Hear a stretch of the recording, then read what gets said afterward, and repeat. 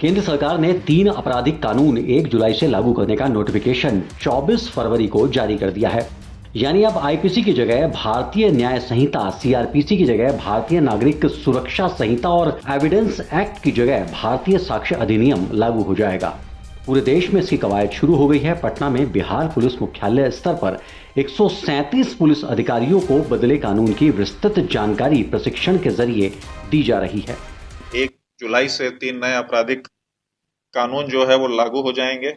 इस संबंध में ऑलरेडी अधिसूचना जारी की जा चुकी है।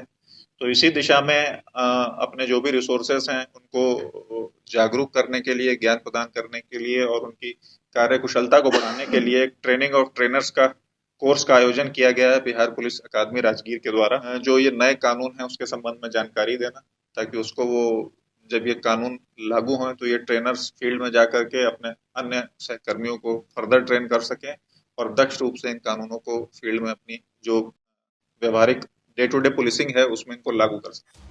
नए कानून के लागू होने के बाद जो धाराएं पहचान बन चुकी थी उसमें बदलाव होगा, जैसे कि हत्या के लिए लगाई जाने वाली आईपीसी की धारा 302 अब 101 कहलाएगी। ठगी के लिए लगाई जाने वाली धारा 420 अब धारा 316 होगी। हत्या के प्रयास के लिए लगाई जाने वाली धारा 307 अब 109 कहलाएगी। वहीं दुष्कर्म के लिए लगाई जाने वाली धारा 376 अब 63 हो जाएगी। हालांकि हिट एंड रन केस से संबंधित प्रावधान तुरंत लागू नहीं होगा। सबसे बड़ा बदलाव यह है कि ट्रायल कोर्ट को अब हर फैसला अधिकतम 3 साल में देना होगा।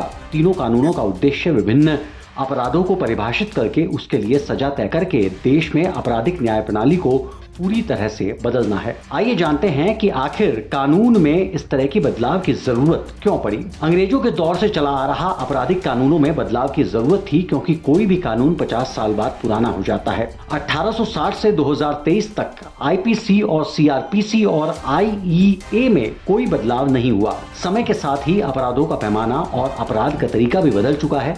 उससे निपटने के लिए नए कानूनों को लागू करने की आवश्यकता है। इन कानूनों का उद्देश्य लीगल सिस्टम को मॉडल जरूरतों के अनुरूप लाना और राष्ट्र की सुरक्षा और कल्याण को सुनिश्चित करना है।